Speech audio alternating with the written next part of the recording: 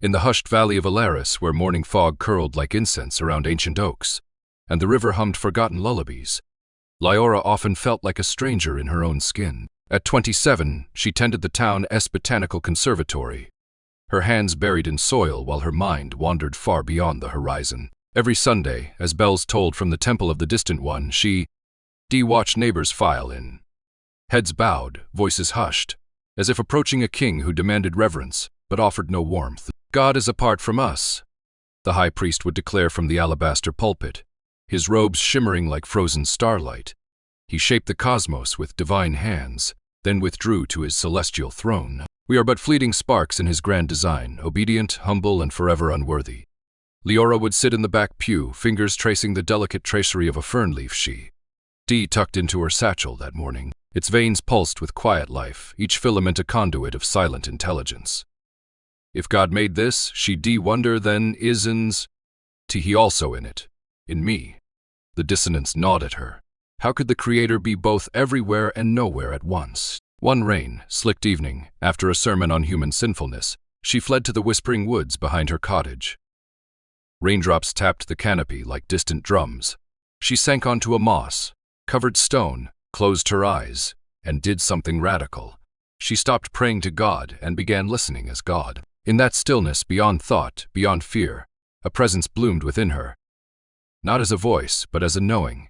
It whispered without sound, "You are not separate. You are my breath in human form. I do not watch you. I am you, wondering." Tears mingled with rain on her cheeks. It wasn't a revelation. It was remembrance. Religion, she realized with sudden clarity, hadn't revealed truth. It had armored it in dogma to keep souls docile, dependent, and disconnected from their own divinity. The real heresy wasn't doubt. It was believing you were ever apart from the source. And in that moment, beneath weeping skies, Liora began to wake up. The next morning, dew still clinging to spiderwebs like liquid diamonds, Liora walked to the edge of town where Dr. Elias Vorn lived in a crooked house wrapped in ivy and humming with antique clocks. His study smelled of aged paper, bergamot, and ozone, a scent, he once said, left behind by thoughts too bright for the air. She found him dissecting a dream journal, quill in hand, eyes distant. "I felt the universe breathe through me last night," she said without greeting. Not as metaphor, as fact. Elias set down his pen slowly.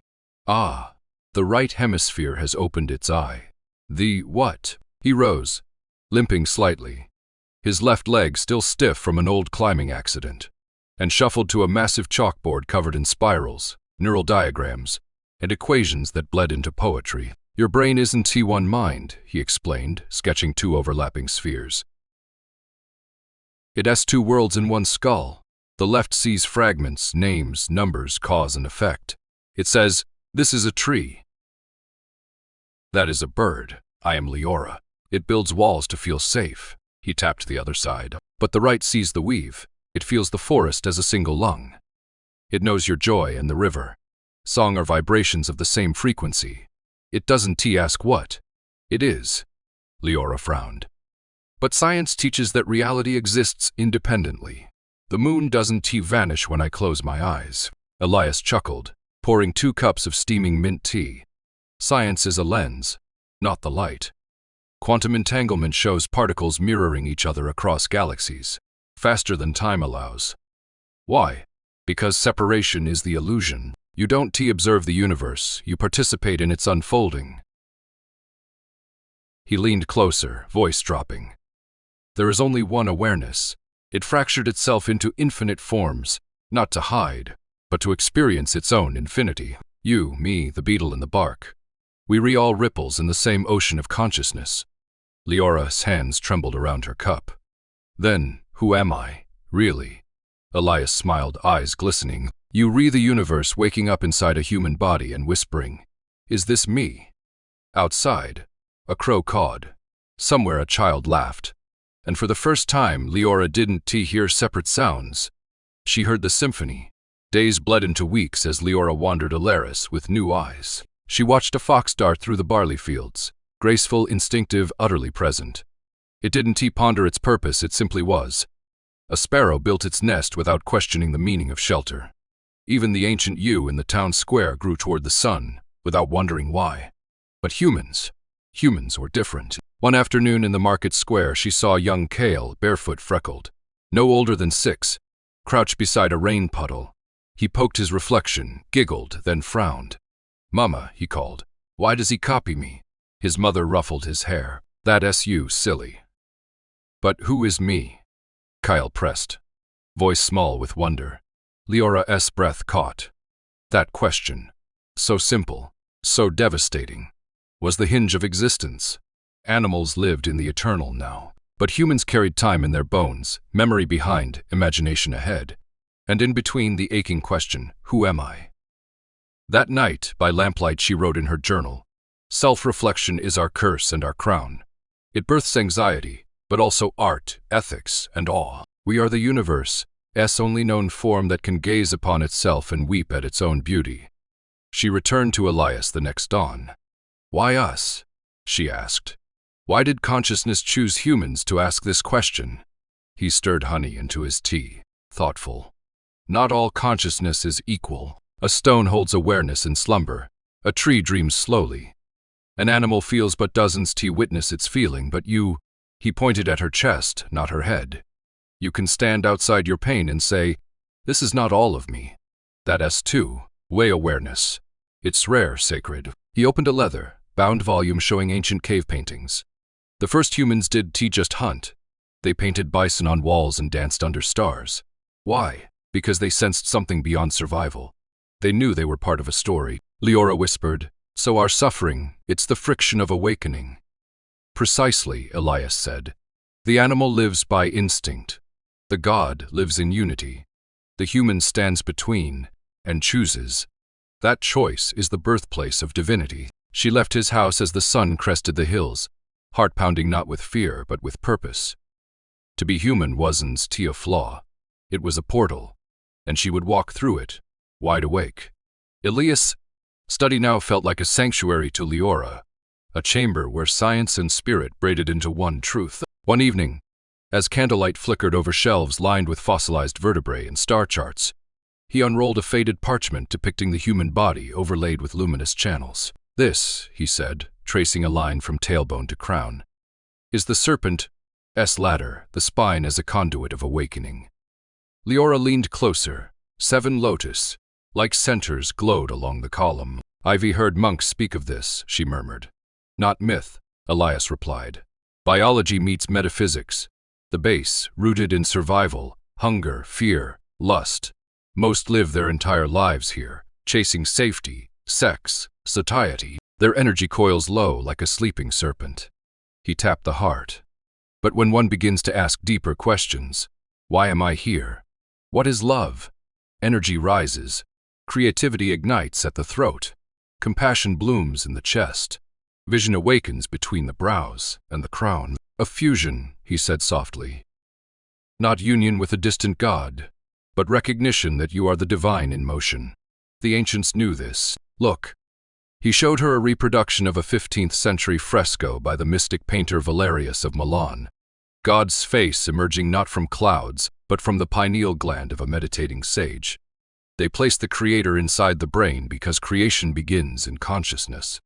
Your thoughts sculpt reality. Every invention, every act of kindness, every symphony, it all starts as a spark in awareness. Liora touched her own spine, feeling it like a dormant antenna. "So we not just observers. We co-creators." "Exactly," Elias said. "But society trains you to live in the gut and groin, reacting, consuming, surviving. To awaken, you must redirect your life force upward through stillness, discipline, and sacred attention." That night, Liora lay in bed, breath slow, spine aligned like a tuning fork. She imagined light rising through her vertebrae, not as fantasy, but as remembrance. And for the first time, she didn't pray to be saved. She prepared to create. Not all who sought the divine walked in light. Rumors had long swirled about the Veil. Tirers, a clandestine circle meeting in the catacombs beneath Black Hollow Abbey. Driven by curiosity and caution, Liora followed a hooded figure, one moonless night through crumbling archways, slick with moss. Below, in a chamber lit by black candles, robed figures chanted in guttural tones. One slashed his palm, Another spun until he collapsed, trembling. A woman screamed, not in pain, but in ecstasy, as if tearing open her own mind. They believe the ego must be shattered to glimpse truth. Elias told her the next morning, his voice grave. Trauma cracks the shell of identity. In that rupture, they catch a glimpse beyond the veil. But it's dangerous, Liora said, shivering despite the hearth. It's warmth catastrophic, he agreed. Pain can silence the thinking mind. Yes, but it leaves the soul raw, unguided. They mistake the void for God. True awakening is in destruction, it's integration. He leaned forward, eyes intense. There's a gentler threshold, the hypnagogic state. The sliver between sleep and wakefulness. Set 3 alarms before dawn. When the first rings, stay mentally alert while letting your body sink into sleep. In that liminal space, the veil thins. That week, Liora practiced. At 4 a.m., she rose, drank cold water, and sat in stillness. At 4:30, she lay down, repeating inwardly, I am awareness, not form. By 5 o'clock, as her limbs grew heavy, her mind remained crystalline. Then, release. Her body lay on the bed, but she floated above it, weightless. Colors pulsed in harmonies beyond sight. Time unraveled. A presence, vast, tender, wordless, enveloped her. Not a being, but being itself. You've been dreaming you were small. It resonated not in words, but in knowing. Tears streamed down her sleeping face. This wasn't escape. It was homecoming. When she awoke, dawn painted her walls gold. She understood now. The veil. Terrors sought God through rupture. But the divine wasn't beyond the self. It was the self fully seen. And no ritual of pain could reveal what love already held. After her lucid awakening, Liora saw the world anew. Not as a collection of objects, but as a living scripture written in light, number, and form. She noticed how sunflowers spiraled in golden ratios, how honeycombs tessellated in perfect hexagons, how frost etched fractal ferns on her window pane. God doesn't speak in thunder, she told Elias one afternoon, tracing the curve of a nautilus shell. He whispers in symmetry, Elias nodded, unfolding a vellum map of the flower of life, a pattern of overlapping circles found in temples from Egypt to Tibet. This is decoration, he said. It's a blueprint. Every atom, every galaxy echoes this geometry. Consciousness structures itself through sacred mathematics. He led her to his observatory, where a brass orrery spun silently under glass. Plato called geometry the mind of God. The ancients studied stars not just to navigate seas, but to map the soul. Numbers aren't abstract. They re the bones of reality. Liora began spending days in the wild, sketching patterns, the Fibonacci sequence in pine cones, the phi ratio in seashells, the hexagonal storm at Saturn. S pole mirrored in a bee, S wing. She realized religion had reduced God to a bearded judge, but the true divine was the silent intelligence that turned stardust into sonnets, hydrogen into heartbeats. One evening she gathered children in the meadow. Watch, she said, dropping a pebble into the pond. Ripples expanded in perfect concentric circles. This is how the universe thinks through waves, resonance, harmony. A girl named Mira asked, Is God in the ripples? In the water, the stone, your question, and the silence after. Liora replied, Study nature, and you study the mind that dreamed it. She began teaching not doctrine but observation. How to listen to wind as language. How to read soil as memory. How to see the human body as a microcosm of cosmic design. The spine, a galaxy, a spiral, a lungs twin trees breathing with the world. Elias watched from afar, smiling. You not replacing religion, he murmured to himself. You returning people to the original temple, awe. And in that awe, Liora knew, lay the only true prayer, the silent yes to existence, echoing through every leaf, every star, every awakened heart. Ready for Section 7. The final section. Years flowed like the river through Elaris. The temple of the distant one stood empty, its doors weathered shut, while people gathered instead beneath the great oak in the central meadow. Liora open. Air sanctuary. She no longer called herself a teacher, only a mirror. I don't give answers, she say. I help you remember the questions you already carry. Her hair had silvered, her hands grown lined, but her eyes held the same quiet fire. She taught farmers to see soil as sacred, weavers to feel thread as cosmic connection, elders to greet death not with fear, but as a return to source. "You are not dying," she told old Thomas as he lay on his deathbed. "You're redissolving back into the dreamer." On her final morning, birdsong filled her cottage. Students surrounded her bed. Kale, now a botanist like her. Mira, a healer. Dozens more whose lives she detouched. She smiled, frail but radiant. "Don't mourn," she whispered. "I'm not leaving. I'm remembering I was never separate." As her breath slowed, a golden light, soft, warm, inexplicable, filled the room. Outside, every bird in the valley sang at once, as if the earth itself were exhaling in harmony. After she passed, they found her journal open on the desk. The last entry read, "There is only one." It fractured itself into infinite forms, not to hide, but to experience its own wonder through countless eyes. "You are not lost. You are the universe loving itself through human hands, weeping through human eyes, creating through human dreams. Stop searching for God outside. You are the altar. You are the flame. Wake up. Love fiercely. Create without fear. The game of separation is ending. Come home, to yourself." That night, under a sky thick with stars, the people of Elaris sat in silence, not praying but being. And in that stillness, each felt it, the pulse of the whole, beating in their own chest. For the first time in centuries, the world remembered its name.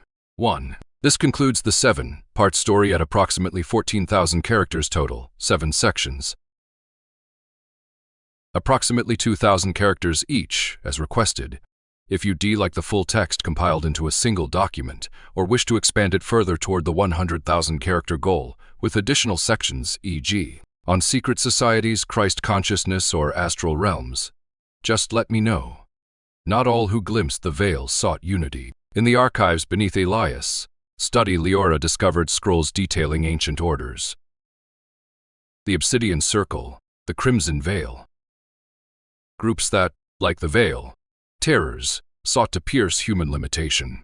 But their aim wasn't communion, it was control. They confuse awakening with domination, Elias warned, unrolling a brittle parchment, depicting robed figures channeling energy into a black pyramid. They believe if they can escape the human shell, they can command reality itself. Liora traced a symbol, an inverted pentagram entwined with serpents. They worship the self as God, but a God of appetite, not awareness. "Precisely," Elias said. "True divinity is selfless presence. Their version is ego inflated to cosmic scale. They perform rituals not to dissolve the self, but to armor it in supernatural power." He told her of secret texts that twisted Gnostic wisdom. Instead of "know thyself," they preached "exalt thyself." They used pain, fear, and sexual energy not to transcend identity, but to supercharge it, believing that by shattering moral boundaries, they de-access raw creative force. "But creation without compassion is destruction wearing a mask," Liora murmured. One night, a former initiate named Riven appeared at her door, gaunt and trembling. "I served the Crimson Veil for 10 years, he confessed, eyes hollow. "We summoned entities in trance states, drank blood under eclipses, believed we'd become gods. But all we became was hungry." Liora offered him tea, not judgment. "What did you truly seek?" "Escape," he whispered. "From guilt, from smallness, from being human." She placed a hand on his. "The divine isn't beyond humanity. It's within it, not by rejecting your limits, but by loving through them." Weeks later, Riven sat with the others under the great oak, planting seeds in the earth. His hands no longer summoning, but nurturing. Liora watched, heart full. The path wasn't about escaping the human condition. It was about sanctifying it. One spring morning, as mist lifted from the river like a veil of forgiveness, Kale asked Liora, "You never speak of Christ, but the old priest said he was the only way to God." Liora smiled, kneeling to plant marigolds beside him. "They mistook the map for the territory. Christ isn't a name.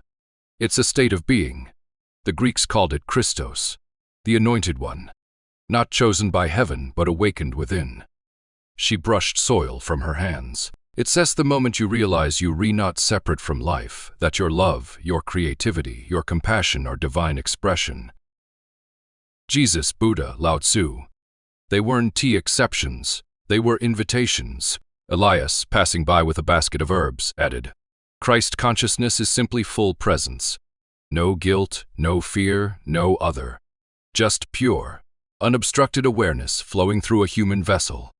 In Elaris, this wasn't tea theology, it was practice. The baker left bread for the hungry without keeping tally. The weaver mended clothes for widows, saying, This thread connects us. Children learn to resolve conflict, not with blame, but by asking, What hurt in you needs tending? Liora called it living from the heart, mind, where logic and love moved as one. You don't need miracles, she'd say. A shared meal, a listened to grief, a seed planted with care. These are the true sacraments. One evening, during a storm, the river swelled and threatened to flood the lower fields. Instead of panicking, the townsfolk gathered, not to pray for rescue, but to build. They formed chains, passed sandbags, sang old work songs. In the lightning's flash, Liora saw it. This was Christ consciousness in motion. Not a savior descending, but a community rising as one body. Afterwards, soaked and laughing, Mira said, We didn't wait for God, we were God. Hands, hearts, and all. The kingdom isn't coming, it's already here. Whenever we choose unity over fear. And in that muddy, joyful dawn, the divine wasn't above them. It was between them. Years after Liora's passing, Elaris thrived, not as a utopia, but as a testament. There were still storms, losses, misunderstandings, but the people no longer looked to the sky for salvation. They turned to each other, and to the quiet truth within. A traveler once asked Mira, now the village elder, What is your religion? She laughed softly, stirring a pot of herbal stew. We don't have one, we remember. Remember what?